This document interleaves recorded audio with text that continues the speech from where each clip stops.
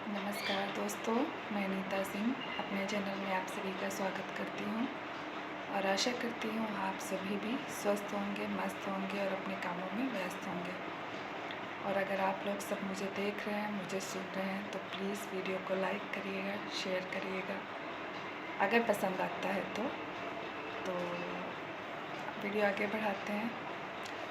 तो मैं बताना चाहती हूँ दोस्तों कि मेरे साथ क्या हुआ था। उससे पहले मैं आपको जानकारी देना चाहती हूँ कि अगर आप भी बेबी के लिए प्रयास कर रहे हैं, अगर आपका ट्रीटमेंट चल रहा है, तो जो भी डॉक्टर आपको इंस्ट्रक्शन देते हैं उसे प्लीज़ फॉलो करिए। उनकी कोई भी बात को अवॉइड मत करिएगा, नहीं इससे आपको भारी नुकसान उठाना पड़ सकता है, जैसे कि मैंने किया था।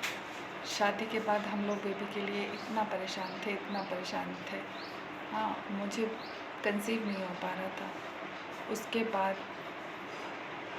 हम लोगों ने बहुत जगह दवाइयाँ ली, ट्रीटमेंट करवाया, मंदिर गए, बहुत सी दुआएं मांगी, फिर भी ऐसा लग रहा था कि हम लोग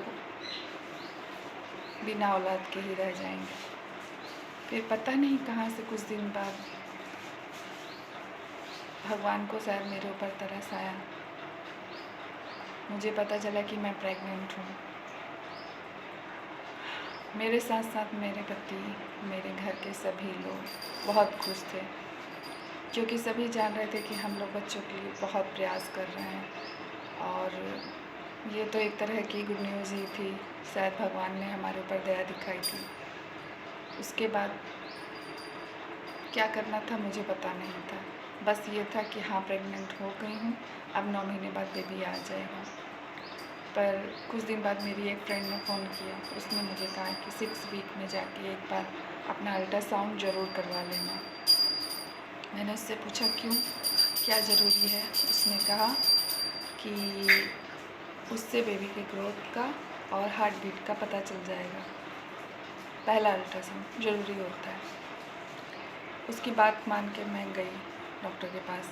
उन्होंने अल्ट्रासाउंड किया और मुझे बताया कि नहीं, अभी बेबी की हार्ट बीट नहीं आई है और बच्चे की जो ग्रोथ है वो भी सही नहीं है, तो उसके लिए कुछ दवाइयाँ चलानी पड़ेंगी, कुछ इंजेक्शन आपको लगेंगे।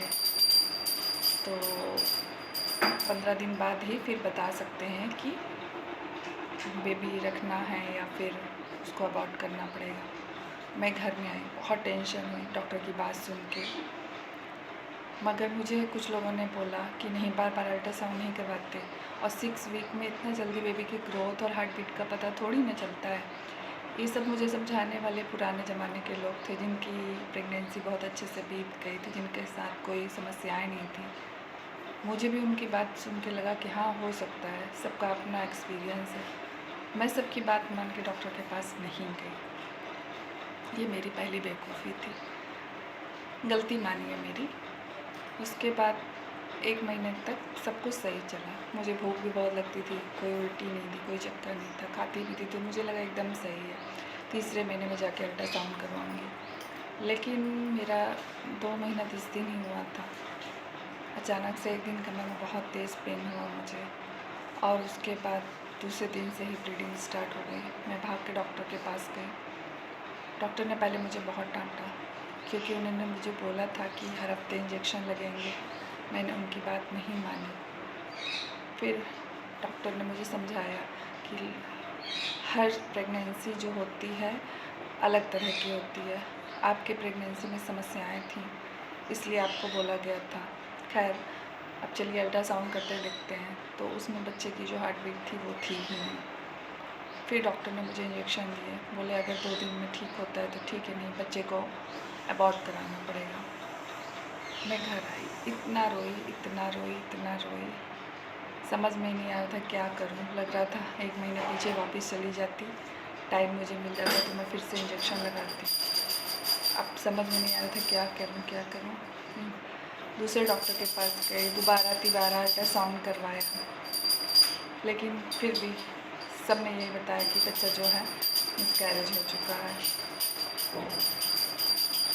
उसके बाद मुझे डॉक्टर ने बोला कि अब कोई फ़ायदा नहीं है, एबॉर्शन करवा लीजिए, वरना अंदर जो है वायरस फैल सकता है, आपको परेशानी होगी और बिना अबॉर्शन के बच्चा बाहर आ भी नहीं पाएगा। मेरे पति ने सहमति दी और फिर मेरा अबॉर्शन हो गया। मेरी सारी खुशियों को जैसे पानी फिर गया। तो मैंने गलती की। 2 साल तक फिर मुझे बेबी कंसीव नहीं हुआ। उसके बाद क्या हुआ दोस्तों, ये देखिए मेरा बेबी है एक छोटा सा जो पीछे घंटी बजा रहा है।